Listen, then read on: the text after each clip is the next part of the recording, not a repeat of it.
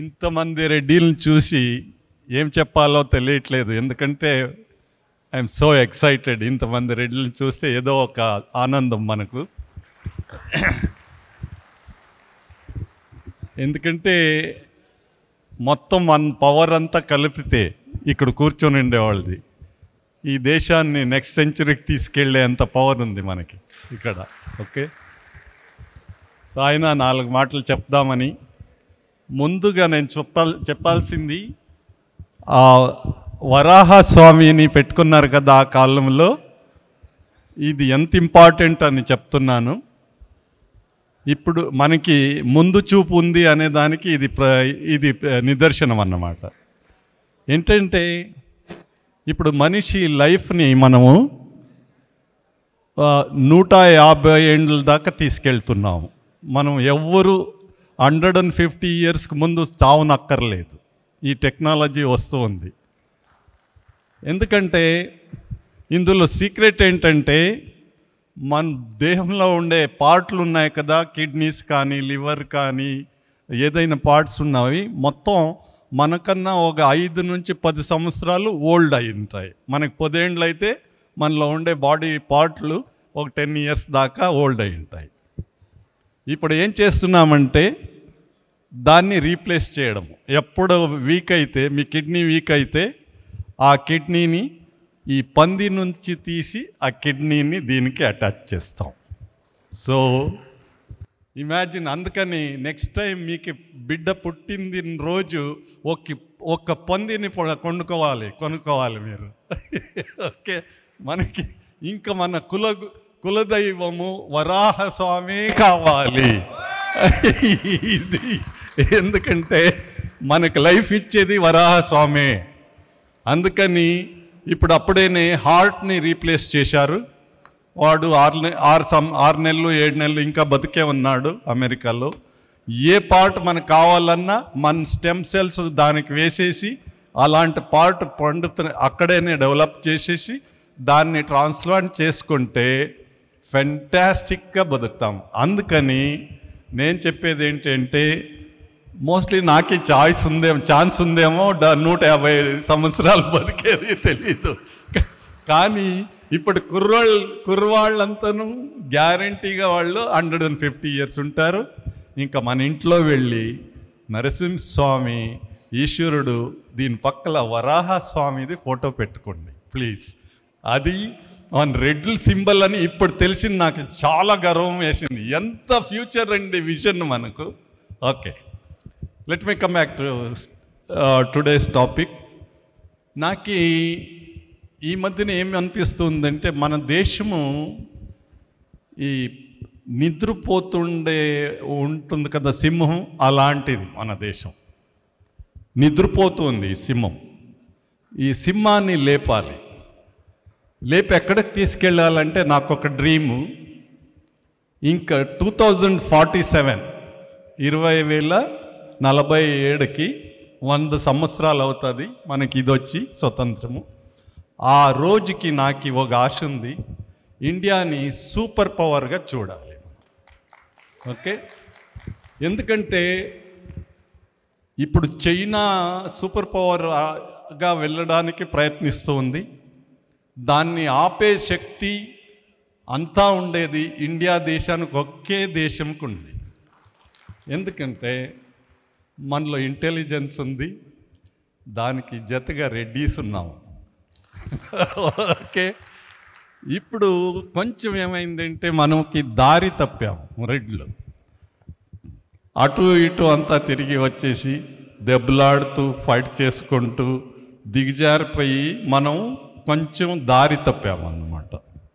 So నేను ఇప్పుడు అడిగేదంతా, రెడ్లు అన్ని డిఫరెన్సెస్ వదిలేసి ఒకటై మనం చేసి ఈ దేశాన్ని సూపర్ పవర్ చేయాలి అనేది మనకి ఒక విషన్ ఉండాలి.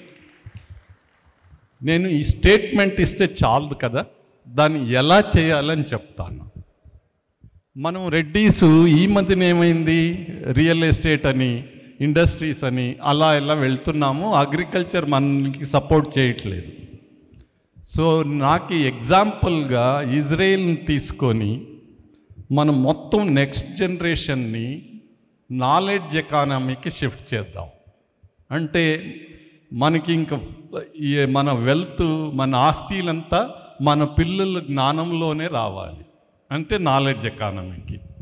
ఈ నాలెడ్జ్ ఎకానమీకి రావాలంటే నాలెడ్జ్ ఇచ్చే లాంటి ఇన్స్టిట్యూషన్స్ కావాలి.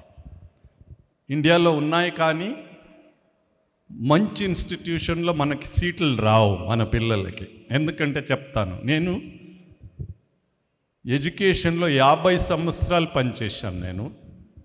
నాకు తెలిసింది ఒకటండి, ఏ ఐఐటి అయినా, ఇండియన్ ఇన్స్టిట్యూట్ ఆఫ్ సైన్స్ అయినా ఎలా డిజైన్ చేశారో ఎంట్రన్స్ ఎగ్జామ్ అంటే, బ్రాహ్మణులు ఉంటారు కదా, వాళ్ళ పిల్లలే దాన్ని పాస్ చేయగలరు అనేలాగా చేశాం. ఇది సైకలాజికల్లీ చేశారు వాళ్ళు. ఎందుకంటే వాళ్ళకు వచ్చే ప్రాక్టీసు, ఆ మంత్రాలు అవంతాను రిపీట్ చేసి మెమరీ పెట్టుకునే ప్రాక్టీస్ వాళ్ళకుంటే, మనం పొలాల్లో వెళ్ళి దున్ని అక్కడ ఎండలు ఎండుకొని మనకు అది లేదు ఎబిలిటీ. అందుకని మన పిల్లలకి ఐఐటీస్లో సీట్లు రావు, వస్తే 10-15 వస్తాయి సంవత్సరానికి. సో అందుకని నా ప్రపోజల్ ఏంటంటే, ఇండియాని సూపర్ పవర్ చేయాలంటే రెడ్లంతా ఒకటి కావాలి. ఆ ఉండే రెడ్లను అందరినీ నాలెడ్జ్ ఎకానమీకి తీసుకెళ్ళాలంటే మనమే ఇన్స్టిట్యూషన్స్ కట్టుకోవాలి. సో ఎందుకండి ఐఐటికి వెళ్ళేది, మనమే ఐఐటి కట్టేద్దాం. ఐఐటి బాబు లాంటిది కట్టేద్దాం. మనకి ఎబిలిటీ ఉంది, ఇన్స్టిట్యూషన్స్ కట్టేకి ఉంది ఎబిలిటీ మనకు. సో అందుకని నేనేం చేస్తున్నానంటే, ఈ మధ్యన ఒక రీసెర్చ్ చేసి కనుక్కున్నాను.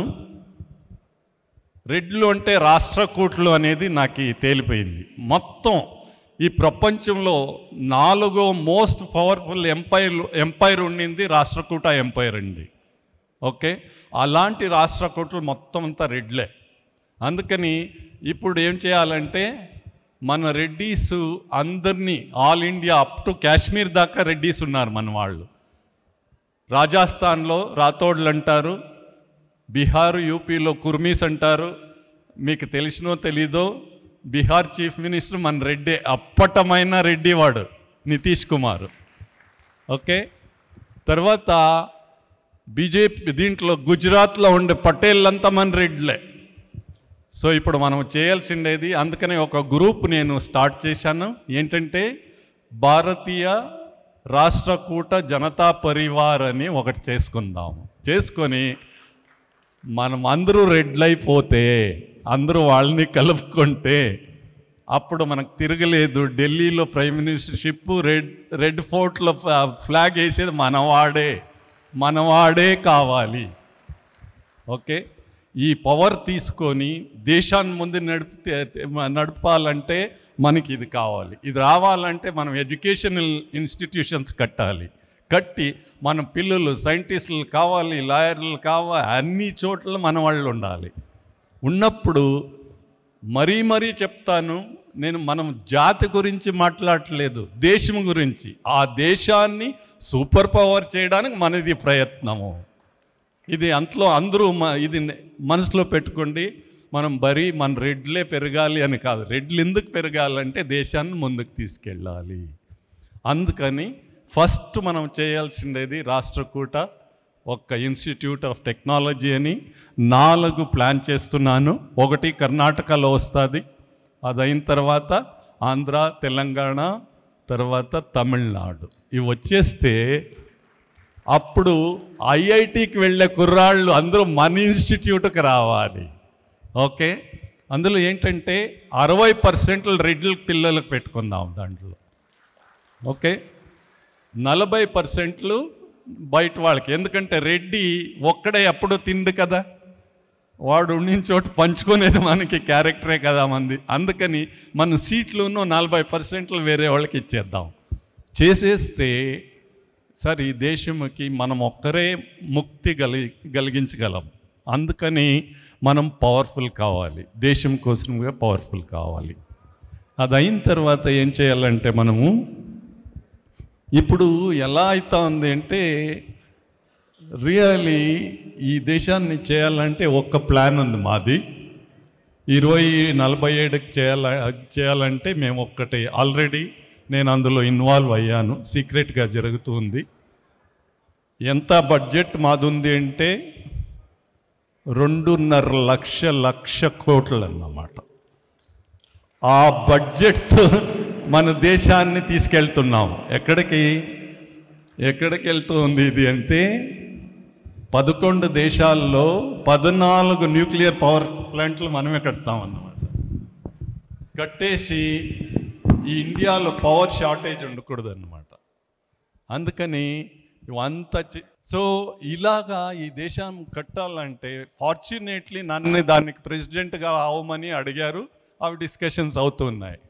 ఇందులో మనం అంతాను కలిసి ఈ దేశము అలా చేయాలంటే మనం రెడీ కావాలి. దానికి చేసేసి లాస్ట్ టైం ఒక వీడియోలో చెప్పాను, మనం ఎక్కడికి వెళ్ళినాను మనము లీడింగ్గా ఉండాలంటే ఇప్పుడు చంద్రలోకం ఉంది కదండి, చంద్రలోకంలో బిజినెస్ మొదలెడతా ఉంది. సో దానికి ఆల్రెడీ అక్కడ గరాజులు కట్టాలి, హోటల్స్ కట్టాలి, అక్కడ చాయ్ దుకాణం ఉండాలి. ఇవన్నీ నీకు 10 yearsలో రెడీ అయిపోతామండి. సో ఇప్పుడే లీడ్ తీసుకోవాలి.